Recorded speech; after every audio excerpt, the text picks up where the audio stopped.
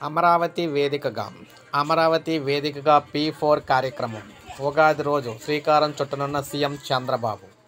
రాష్ట్ర ప్రభుత్వం ప్రతిష్టాత్మకంగా ప్రారంభించనున్న P4 కార్యక్రమానికి రాజధాని అమరావతి వేదిక కాబోతోంది.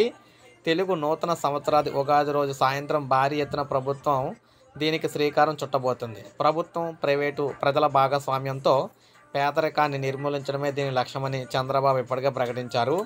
అమరావతిలోని సచివాలయం 1వ బ్లాకు వెనుక N9 రహదారికి పశ్చిమాన వేదికను ఏర్పాటు చేయాలని అధికారులు నిర్ణయించారు. రాష్ట్రంలోని ప్రతి నియోజకవర్గం నుంచి 50 మంది పేదల చొప్పున దాదాపు 10,000 మంది దీనికి హాజరు కానున్నారు. అందుకు తగ్గట్లు 50 ఎకరాల విస్తీర్ణంలో యుద్ధ ప్రాతిపదికన ఏర్పాట్లు చేస్తూ ఉన్నారు. అక్కడ కంప తొలగింపు పనులను కూడా ప్రారంభించారు.